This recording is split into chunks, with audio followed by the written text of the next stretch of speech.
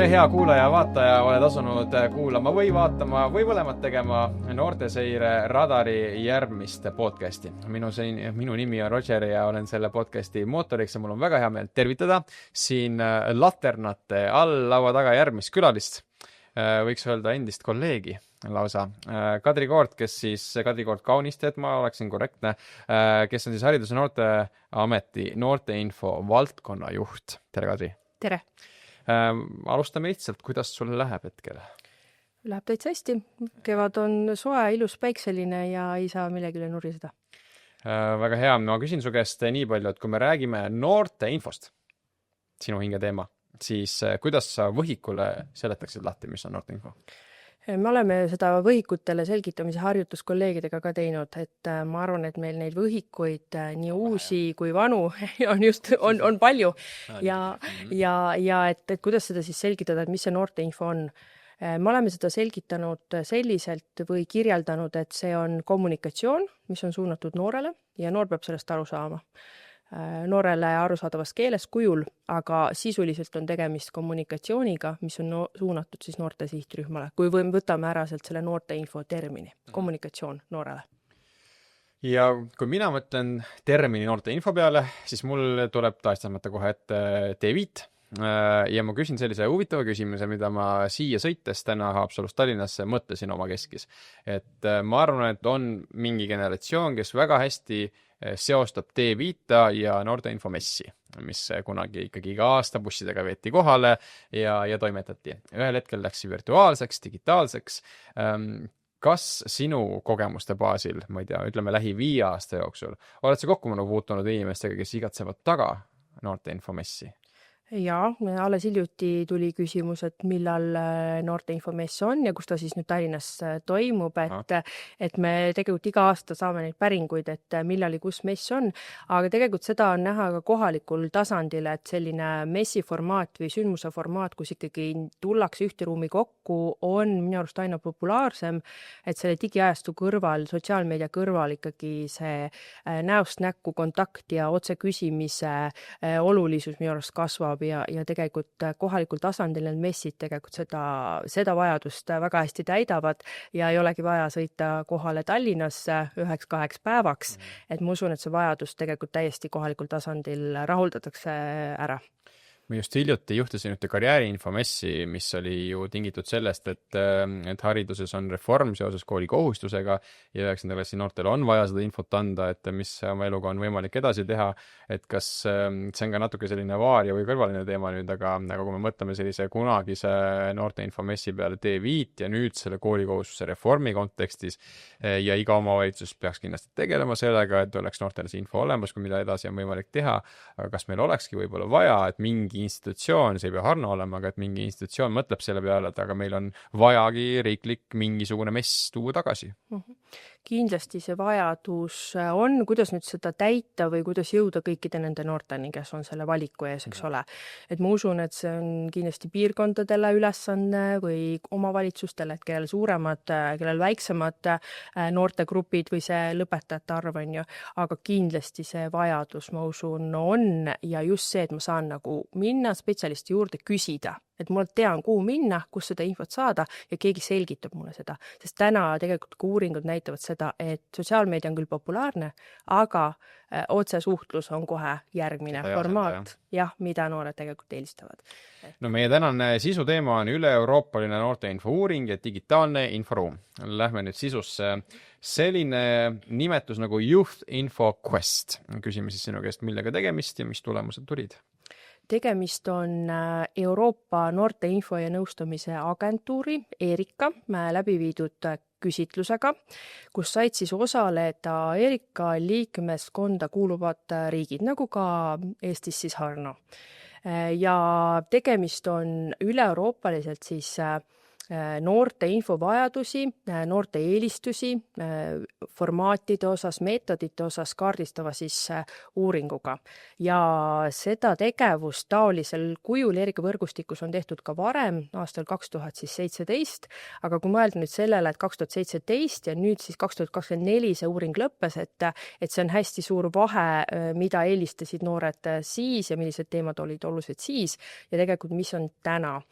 Ja kui ka minna nagu natuke uuringu sisusse, siis uuring oli kättesaadav 20 erinevas keeles, sealhulgas ka eesti keeles ja suur tunnustus noortevaldkonna partneritele, kes levitasid seda noorte sihtrühmade seas, et Eesti noored olid vastajate poolest siis 6. kohal. Palju neid vastanuid oli? Kokku vastanuid oli üle 1300. Et Eesti noored olid seal eespool, et väga-väga tore, et Eesti noored selle küsimustiku leidsid ja olid siis oodatud vastama noored kuni 30. eluaastani. Et üpris hea tulemus, keelte arv ka, mis keeltes oli ta kättesaadav ja tegelikult kui vaadata ka seda, mis riikidest siis noored, kust nad pärit olid, kes siis sellel küsimustikule vastasid, et siis see arv oli üle 30 riigi oli seal nagu esindatud, et millistest riikidest siis noored tegelikult selle küsimustikuni jõudsid, et ma ütlen, see on kindlasti selline hea tulemus ja hea variatsioon ja ka vanuse poolest ja sooline tasakaal ka. Väga muljetavaldav on see tõesti ja kui me vaatame nüüd, mis sealt siis selgus või mis selle tulemusena siis teada saadi, sa juba mainisid, et Eesti noored võib-olla eristusid sellega, et olid ühed aktiivsematest osalejatest, aga sisu mõttes, kas see, kuidas mingitele küsimustele sisuliselt vastas üks või teine riik versus Eesti noor, et kas on mingid kindlad, ma ei tea, jõujooned, mis said paika, et Eesti noor on kas mingis osas palju teadlikum või mingis osas võib-olla palju aram on vist õige sõna isegi. Seda tegelikult selles uuringuraportis välja ei joonistu, et millised eelistused mingi riigi noored noorte põhjal nagu saaks välja tuua, et seda ei ole, et kõik tulemused on selles raportis küll nagu üldistatud kujul, jah. Aga kui me selle raporti võtame ette, siis sinule kui riigitasandi töötajale, mis sealt nagu selline eriti tore väljavõte võib-olla on? Ma tuleksingi tagasi selle juurde, et jah, noored eelistavad infot saada ja leida sotsiaalmeediast, aga ei ole kadunud see, et noored soovivad rääkida päris inimesega, spetsialistiga, olgu see õpetaja, noorsootöötaja, huvijuht või tõesti mõni nõustaja, olgu see psühholoog või karjäärispetsialist, et see ei ole kusagile kadunud, et vahepeal tundus, et hästi vähe pöörati kuidagi sellele tähelepanu, et meil justkui nagu ei ole neid oskusi spetsialistidel vaja, et kui noor tuleb sinu juurde, tahab midagi teada, küsida, et kuidas ma siis tegelikult reageerin, kuidas ma seda noort toetan. Et see on selline terminoloogiliselt selline esmase nõustamise protsess, et ta jäi kuidagi nagu vahepeal minu arust tagaplaanile ja kõikides valdkondades, ma ei ütle ainult, et noorsootöös, aga et tuleks edaspidi ka meil Harnos noorteinfo valdkonnas just esmasele nõustamisele tähelepanu pöörata, et kuidas seda esmast nõustamist teha, mis on need sammud, mida sa noorsootöötajana saad teha, mida sa tegelikult noorega ette võtad, kui ta tuleb võib-olla mõne väga kriitilise küsimusega sinu juurde, on ju. Et kuidas sa siis käitud, et noorsootöötajad oleksid selleks valmis, sest see otsesuhtluse vajadus on ja tõesti uuring seda näitab, nii meie enda uuring Eestis, mis me tegime, kui ka see üle-euroopaline uuring, et see ei ole kuskile kadunud ja ma ütlen, et see tuleb kindlasti suuremal hulgal järgnevatel aastatel esile. Ja kui keegi huviline tahaks selle kohta ise rohkem lugeda, kus seda infot saada võib? Uuringuraport on olemas Harno kanalites kui ka Eerika veebilehel. Väga hea, nii et sealt leiate üles. Lähme noorte infoallikatesse nüüd natukene spetsiifilisemalt, et tänapäeva noored räägitakse, on alati napidi telefonis, eks ole, ja võib-olla sellist suust-suhu suhtlemist justkui väidetakse, et on vähe, samas just mainisid, eks ole, et ikkagi me ei saa üle ega ümber info jagamisel, suust-suhu info levitamisest ja kontaktist inimesega ikkagi. Aga millised on need hetkel peamised infoallikad, kus noored üleüldist, mis iganes valdkonna infot peamiselt siis kokku koguvad või saavad? Ikkagi sotsiaalmeedia on esikohal, et on toodud välja sellised kanalid nagu Instagram, WhatsApp, YouTube ning TikTok. Küll aga siin on see väljakutse, et kui palju tegelikult näiteks noorte valdkonnas ollakse valmis just kompetentside mõttes neid kanaleid kasutama, et teha seal noorte infotööd, mitte et me jagame näiteks mingisugust kuulutust või plakatit. Esiteks see ja teisalt otsingumootorid on väga kasutatavad just esmase infoallikani, et jõuda kusagile mõne, ma ei tea, ameti kodulehele või noorteinfoportaali ja seda enam tuleks hästi läbi vaadata ja mõelda, milline on see minu see SEO sõnastus seal portaalis, kui ma tahan, et et see minu info oleks otsingumootoris nagu leitav, et ka sellele minu arust pööratakse õudselt vähe tähelepanu, et see justkui on midagi, mida teevad mingid arendajad ja IT-inimesed, aga tegelikult iga inimene, kellel on mingisugune portaal ja ta tahab, et see on nähtav, peaks tegelema just sellega, et tuleks seal otsingumootoris välja, sest noored ei kipu minema ametite kodulehele või mingisugustele ametlikele allikatele, vaid pigem panevad info, märksõnad panevad Google'isse ja seda kaudu jõuavad üldse mingisuguste kanaliteni, mida nad saavad usaldada. Jah, tõid väga olulise märksõna välja SEO, et igaks juks, kui meil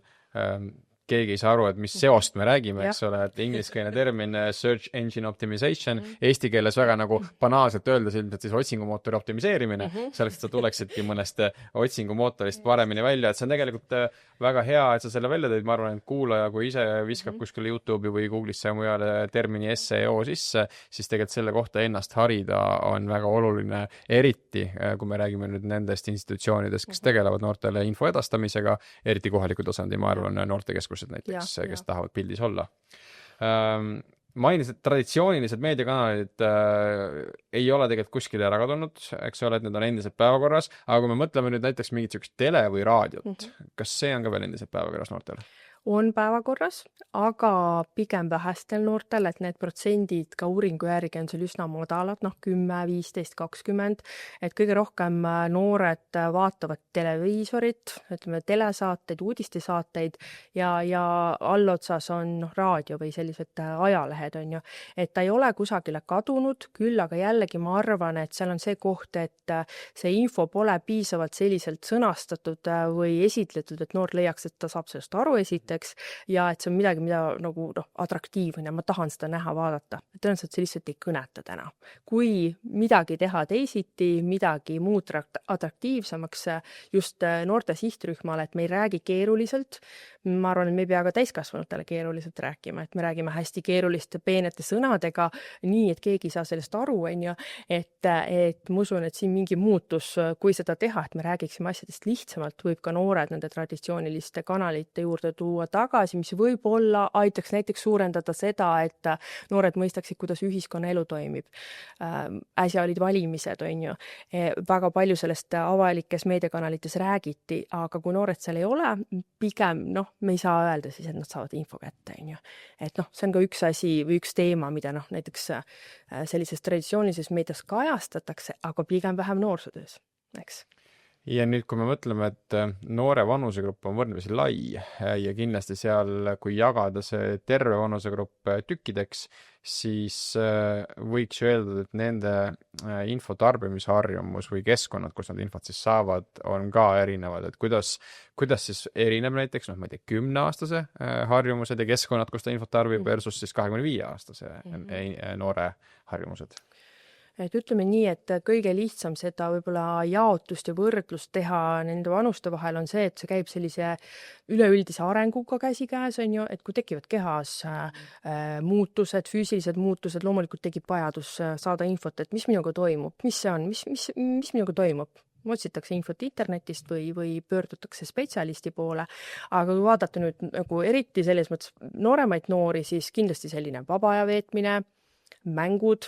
tahetakse vaadata videosid, kuidas keegi videomänge vaatab, on ju, see on väga populaarne, väga oluline, on ju, ja me ei tohiks seda alahinnata, et kui midagi on noore jaoks oluline, et siis me ütleme, et see on halb asi, ma arvan, et see on väga oluline, et kui nad seda väljendavad, et miks mitte siis nende kvaliteetsete videoteni neid suunata, on ju. Samamoodi huviharidus, huvitegevus, aga kui minna jälle ülespoole, siis see, mis sa tõid enne välja, kui seisab ees valik, kas ma lähen nüüd kutsekooli või gümnaasiumisse, siis paratamatult tuleb teha see otsus, et mis ma tahaksin nagu tulevikus võib-olla, mis ametid ma tahaksin pidada, sellest tulenevalt tulevad küsimused karjääri planeerimise, iseseisva elu kohta, on ju, et kui ma nüüd lähengi kutseõppesse, elan ühiselamus, kuidas söök saab külmkapp, on ju, et tekivad sellised hästi elulised küsimused lihtsalt sellise inimese üldise arenguga. Ja siis, kui on ka iseseisev elu juba käes see periood, siis loomulikult tekivad küsimused raha teemadel ja tõesti tööõigus ja üleüldse õigus ja juriidilised küsimused, pangalaen, õppelaen, on ju, et need trendid tõesti jooksevad välja läbi selle, kuidas siis see inimese arengutee on, nii füüsiline kui ka vaimne, aga ka õpitee ja karjäär, et mõjutavad. Mainisid, et vaadatakse palju kuidas teised mängivad näiteks mänge, eks ole, ja seda ei saa alahinnata ja see ei ole ka nagu uus liikumine, see on tegelikult aastaid pikalt olnud juba asi. Ma arvan, et siin on üks hästi oluline asi, mis on ära maininud, et kui meil on kuulaja-vaataja, kes võib-olla ka isegi valimiste kontekstis liiga palju ei ole kursis end hoidnud, mis toimub mujal välja jäetud tema kodukohas, siis siin on minu meelest üks selline võib-olla isegi revolutsiooniline olukord tekkinud nüüd selle kohalike valimistega, et kes ei tea, siis Tartus sai isikumandaadi inimene, eks ole, kelle igapäevane elukutse ongi tegeleda striimimisega, ehk siis live-ülekannete tegemisega keskkonnas, mis on peamiselt mõeldud siis, sa ei pea ainult mängima, vaid sa võid ka seal inimestega jutustada, sa võid seal teha mis iganes muid huvitavaid asju arvutis, joonistamiseni välja kas või, eks ole, ja inimene on tõepoolest niivõrd suure vaatajaskonnaga, keda ta sai agiteerida ja need inimesed aitasid teha kampaaniat sotsiaalmeedias, sest ma pean tunnistama, et kui mina, kes ma olen aktiivne TikToki tarbija, viimase 2-3 nädala jooksul seal keskkonnas käisin ja ise ka postitasin, siis nii minu kommentaariumites kui teiste inimeste kommentaariumites oli näha ainult selle ühe inimese valimisnumbrit, olgugi, et meie valimispiirkond on kardinaalselt erinev. Ja see on asi, mida tõepoolest ei saa ju tänasel hetkel alahinnata, et tegelikult ühel striimeril, kellel on püsiv jälgijate arv kuni 1000 ja vahel ülegi, on väga suur mõjuisik ja tegelikult infoallikas, et ta on nii nagu vaatasin siin hiljuti ühte saadet, kus räägitakse blogijatest Eestis, et nemad on ju oma nagu meediakeskkond, meediamaja justkui, et mitte nad ei ole tööl kuskil meediamajas, aga et ka tegelikult striimerid on nagu oma meediaasutused, mida noored järgivad ja sealt võib-olla kujundavad enda käitumismustreid või mõtteviise. Täpselt, et see ongi see, mida ma ka tahaksin rõhutada, et kõiksugused mõjuisikud, kas nad mängivad või joonistavad või mida tahes nad teevad, on ju, see ongi infoallikas selle noore jaoks, kes seda tarbib, on ju. Ja kui mõelda siis sellena, et mis on see kvaliteetne infoallikas, mis on see, mis noort mõjutab, mis paneb teda võib-olla mingi dilemma ette, mis võib-olla kujundab temas mingeid harjumusi, hoiakuid, et hästi oluline on teada, mida noored vaatavad, milliseid mõjuisikuid nad jälgivad ja kui vaadata ka siis noorsootöö kontekstis, et küsida, uurida, mõtestada koos noorega seda sisu, mida siis nad jälgivad, olgu see striimimine, mis tahes, et mis see on, milliseid hoiakuid, väärtusi need inimesed kannavad edasi, kuidas nad mõjutavad, noh, et sa ütlesid ka ise, et jõudis teisest Eesti otsas see mõju nagu kohale, on ju, ja tõesti ei tohi alahinnata seda, mida noored teevad sotsiaalmeedias, eriti kui nad vaatavad mingisuguseid videosi, striime, et seal on hästi tugevalt mingi oma agenda, sõnumid ja ka see info usaldusväärsuse kontekst sees, et ta on hästi-hästi oluline aspekt ja just see ka uuringus tuleb see välja, et neid videosid vaadatakse ja kui noored ise ütlevad, et nad vaatavad, siis me võiksime täiskasvanutena tunda huvi ja mõtestada siis koos noortega seda sisu, mida nad tarbivad. Ja ka toota. Ja, täpselt see. Kas siis võib öelda, et video on siis enim kasutatav viis või meedium info omandamiseks? Jah, täpselt nii. Uuringu järgi ka. Video on number 1, noored tahavad saada infot video kaudu, aga mis oli minul näiteks üllatuseks, et audio, et näiteks podcastid või midagi, mida ma saan kuulata, on täiesti nagu pigem nagu eilne päev ja et tahaks ikka... Kuigi iga ühel tänapäeval justkui on oma podcast, eks ole. Täpselt on ju. Või siis ka see, et ju ikkagi mulle tundub, et ka noored kuulavad mingid teatud inimesi, aga noh, võib-olla ma ei tea siis piisavalt selle kohta, aga just, et justkui, et see pigem ei ole eelistatum ja samamoodi selline võib-olla pilt või kujundus ka ei ole enam et vahepeal oli selline plakatimaania või kujunduste maania, et kõik paneme kujundusele ja siis on see info nagu edastatud, aga pigem video, lühike, ilma hääleta, subtiitritega ja see on see formaat, mida noored siis nagu eelistavad, et tõesti see joonistus välja. Ehk siis kui me mõtleme ühe noortekeskuse peale, ükskõik millises omavalitsuses ja kui ta tahab jõuda enda noorteni, aga paljudes meediumites, kui sa video üles paned, seda tahes-tahtmata ei saa nii hästi nagu sihistada seda ainult enda noorele, vaid see jõuab tahes-tahtmata ilmselt kogu Eestini mingil määral, mingis ulatuses. Aga ikkagi on see, et siis nagu plakatist, ma ei tea, Facebooki postitusest, ka Instagrami pildipostitusest tänapäeval, mitte ei ole see, et palun proovige midagi muud ka, aga vist me oleme jõudnud sinnamaani, et see ei piisa enam. Ei piisa kindlasti. Aga mis puudutab sellist meetodeid ja formaate, et et vahepeal oli tõesti, nii nagu ma ütlesin, niisugune plakatimaania, kujunduse maania, et hästi palju plakateid, hästi palju kujundusi, paneme igale poole hästi väikses kirjas, et ei näeks lugeda ka, on ju. Et külvame kõik üle värviliste plakatitega, et siis on justkui info jagatud. Jah, seda võib teha, ei ole üldse probleemi. Võib-olla ka noorsootöötajatel pole oskusi ja teadmisi, kuidas seda paremini teha, mida saab alati arendada. Aga kõige selle kõrval, video, pildi, plakati, mis tahes kõrval ei tohi ära unustada seda, et ei tohi kunagi nii-öelda hoida raudu ühe kanali peal, et meil on nüüd see Instagram, paneme sinna kõik oma plakatid üles, et me oleme selle töö ära teinud, me oleme infot jaganud. Tuleb noorega suhelda, tuleb rääkida, tuleb arutleda, tuleb panna see plakat ka seina peale, kooli, võib-olla poodi, kuhu iganes, et need formaadid ja meetodid ei tohi olla ainult ühesuunalised, siis sa saadki kätte need oma jälgijad, kes on sul Instagramis, aga need noored, kes sul seal Instagramis ei ole või kes ei käi sul noortekeskuses seda plakatit lugemas, siis nemad seda infot kätte ei saa, on ju. Et need formaadid ja meetodid ikkagi peaksid olema võimalikult mitmekesised ja sisaldama seda, et ma päriselt suhtlen noorega, kohtun noortega, meil on see kontakt olemas, kui ka siis see kõik, mis toimub tõesti veebis ja internetis, sotsiaalmeedias, et see hea tasakaal, et jõuda võimalikult paljude noorteni. Seal on vist see tõsiasi, et sel hetkel, kui sinul hakkab juba vaikselt üle viskama, tekitab tunde, et issand, ma olen ainult nämmutanud seda ühte ja sama teemat niivõrd palju, siis reaalsuses see on vist alles see hetk, kus see hakkab mõnedele inimestele kohale jõudma või teadvusesse jõudma. Täpselt nii. Et kommunikeerimise ja info edastamisel less is more ei tööta. Ei tööta, jah. Aga mis on need tegurid, mis mõjutavad noorte usaldust erinevate infoallikate osas või kui hästi üldse noored tegelikult suudavad hinnata ühe sisu usaldusväärsust? Uuringus oli toodud välja ühe sellise järeldusena või soovitusena see, et tuleks edaspidi keskenduda rohkem noorte harimisele, mis puudutab meedia infokirjaoskust, et teha noortega workshoppe, töötubasid, teha noortele juhendid, et kuidas siis digitaalses inforuumis tõesti tunda ära propagandat, tunda ära manipulatsiooni, tunda ära valeuudiseid ja nii edasi. Mis viib meid selleni, et tegelikult noortel ei olegi seda kindlustunnet, et kui ma lähen veebi, lähen Google'i otsingumootorisse või lähen sotsiaalmeediasse, et kuidas nüüd seda infot hinnata, kuidas siis langetada see otsus, et jah, ma võin seda usaldada. Ja tegelikult oligi välja toodud väga selgelt see, et ligi 60% noortest ütlesid, et nad tahaksid ühte kohta, ühte keskkonda, kus ma saan minna ja ma ei pea seda infot üle kontrollima. Sest alati on see, et usaldaga kontrolli, aga siis on jälle see, et kas noored teavad, kuidas kontrollida, kus kontrollida. Kui me teame täna seda, et ChatGPT täiesti olematute allikatega, olematute inimestega soovitab sulle, keda ei ole olemas, soovitab sulle mingid materjale, aga kus sa siis kontrollid, kui sa ei tea, et sa võiksid seda teha. Et ma usun, et seal on hästi suur töö veel teha.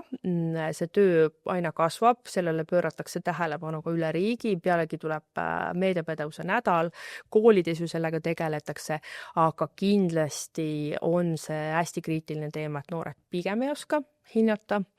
Ja kui nüüd rääkida oskustest, siis ma ei tea, ma arvan, et see, kuidas ja mismoodi jõuab info või manipulatsioon, propaganda nooreni, me täna ei oska enam võib-olla isegi ette kujutada, et mida selleks teha või milliseid oskusi õpetada noorele. Sa tõid välja ChatGPT ja enne mainisid ka, et võib-olla selline audio podcasti kuulamine on nagu minevik või eilne päev.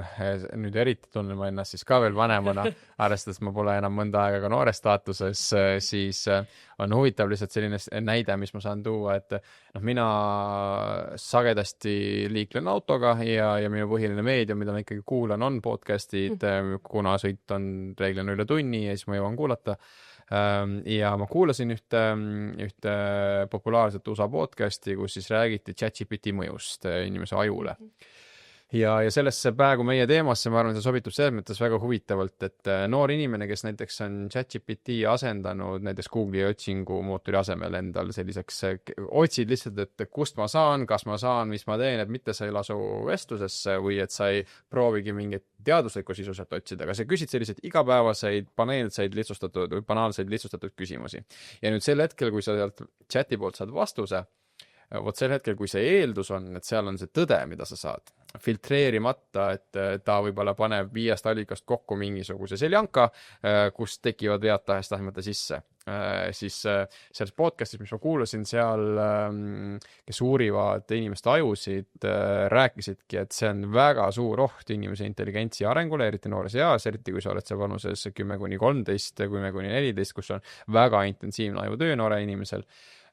Ja kui sa jätad selle info talle edasi andmata, et see ei ole täistõde, mida sulle näiteks ChatGPT edasi annab, sest koolikeskkonnas me ju teame, et see tuleb aina peale, seda kasutatakse aina rohkem, mitte ainult referaatide kirjutamisel, vaid igasuguse infootsingul, et see mitte nagu üldse kuidagi hurjutada või negatiivsusesse laskuda, aga seal tõesti toodi välja, et sellel võib olla väga negatiivne tagasilöök, kui ei räägita, ei informeerita, ei tehta workshop'e selles osas, et ChatGPT tõesti on võrratu töövahend. Sel hetkel, kui igat vastust võtta filtriga, et huvitav, kas see on nagu päris tõde ja küsida täiendavaid küsimusi. Ma küsin kohe siis sinu käest seda ka, et kui nüüd peaks mingid workshopid noortele tegema, võib-olla mõni kohalik omavalitsus, mõni noortekeskus kirjutab mõne projekti taotlusvoorudesse, et teha noortele mis iganes teemal töötubasi. Kas kuidagi sellise ChatGPT-ga seonduva, ma ei tea, infootsi oskusega või üldse, mis see chat on ja kuidas kasutada, kas te näete ka seda kuidagi, et selles osas on huvitatud noorsootöötajad ennast rohkem näiteks harima ja teadvustama või kas selles osas tehakse juba noortele mingeid koolitusi, et kas kasutada, miks kasutada, millal kasutada? AI ja üleüldse selline info otsimine kindlasti on teema, kui me räägime just noorte infost, mitte me räägi, ma ei tea, koolitöö tegemisest on kindlasti teema.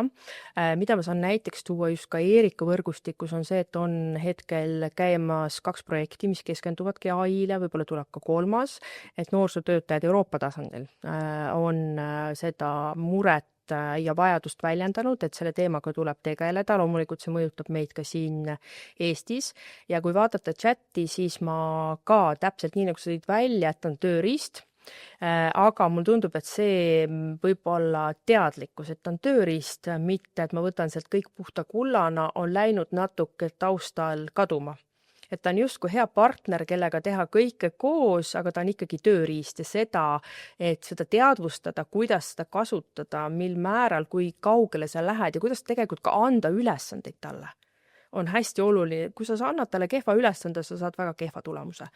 Ja mida ma kindlasti tahaks ka välja tuua on see, et kui chat teeb vigu,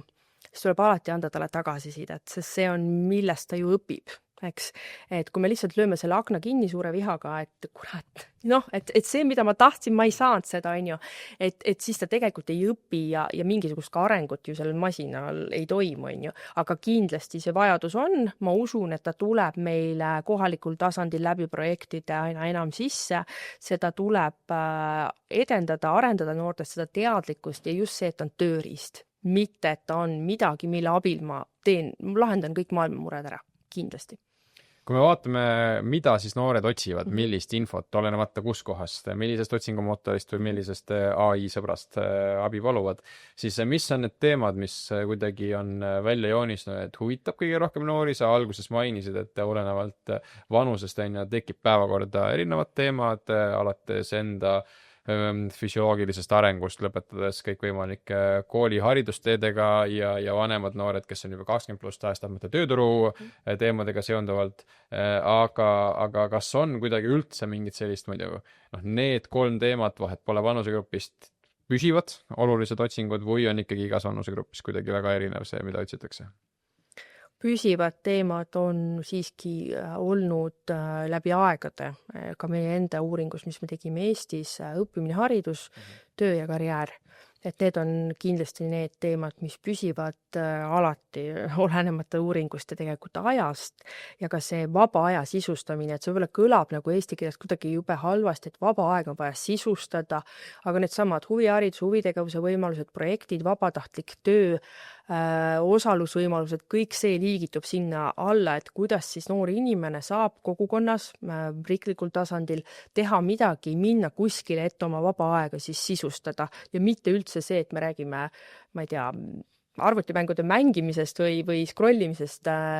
telefonis, vaid tõesti, kus on need võimalused, kus ma leian need võimalused, et kuhu minna, mida teha. Et need on sellised populaarsed teemad, jah. Kui me nüüd mõtleme, et noor saaks kätte selle info, mida ta reaalselt otsib, kuskil ajusagaras on mingi mõte, et ma tahaks selle kohta natuke rohkem teada saada, aga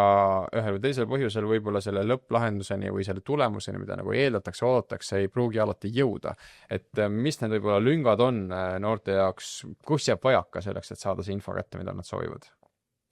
Lüngad ongi eeskätt seotud sellega, et on palju valeinfot, on ka info üleküllus, et liiga palju on sisu, mis noorte hinnangul on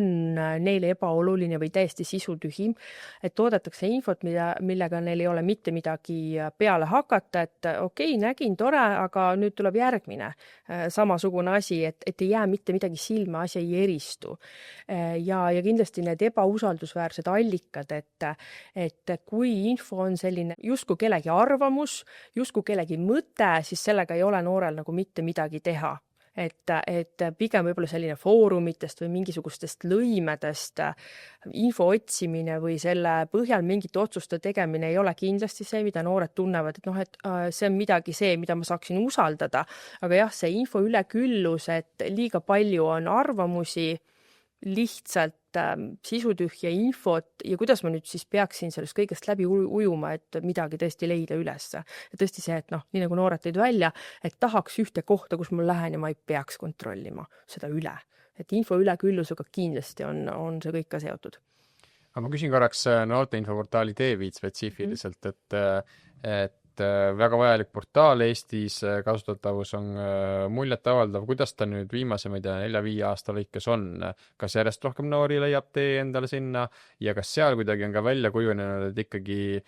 nagu sa mainisid, haridus ja võib-olla töö otsimine, kas need on ka seal kõige popimad teemad või see kohalik noor, kes läheb näiteks noorte infoportaali Teeviit, tahab ikkagi sealt veel midagi spetsiifilisemat teada?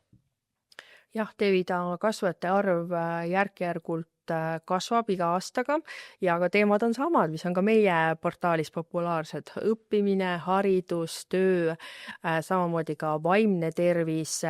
aga mis ma võib-olla sellised huvitavad trendina tooksin välja, et Teevida portaalis on info nii eesti kui vene keeles. Ja mis joonistub nagu venekeelse info poolest välja, on kõik sellised teemad, mis on seotud identiteediga, sooga, keha arenguga. Ja kui me ka küsisime siis vene keelt emakeelena kõnelevate noorte käest, et miks see nii on, et miks just need teemad joonistuvad välja, siis nad tõid välja selle, et aga meil ju ei räägita nendest teemadest ei kodus ega ka koolis. Nagu. Just, et need teemad on nagu tabu ja seda enam on meil rõõm, kui meil on Teevida portaalis need teemad kajastatud ja noored jõuavad nende teemadeni läbi Google'i otsingumootori, et ma ei usu, et nad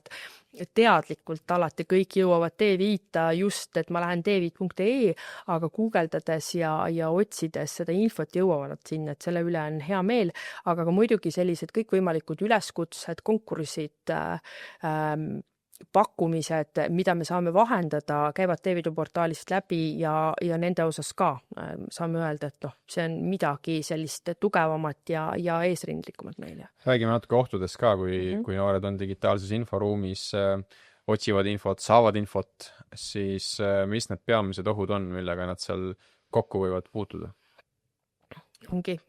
propaganda, manipuleerimine, mingisuguses suunas mõjutamine, väga raske on eristada arvamust infost, eriti kui ei ole kasutatud selliseid tõenduspõhiseid allikaid, mida me ka alati oma töös proovime juurde lisada, et millel mingi info põhineb ja seda ka oleme siis noortele tugeva sõnumina nagu kandnud ja ka noorsootöötajale, et kui ei ole allikaid all, kust see info pärineb, siis pigem ära usalda. Eks, et kui ei ole allikat, siis see võib olla lihtsalt kellegi arvamus. Teine asi on see, mis võib-olla ka peletab natuke noori ja ma tahaksin öelda, on see, et kui ma pean tegema nagu 10 klikki selleks, et mingi infoni jõuda, siis tõenäoliselt noor läheb sealt ära. Aitäh sulle, Kadri, selle vajaliku vestluse ja teemapüstituse eest ja jõudu ka sulle. Ja hea kuulaja vaataja, kui sul on mõtteid või tahate tagasisidestada neid podcastide teemasid, siis kirjutage julgelt noorteseire@harno.ee.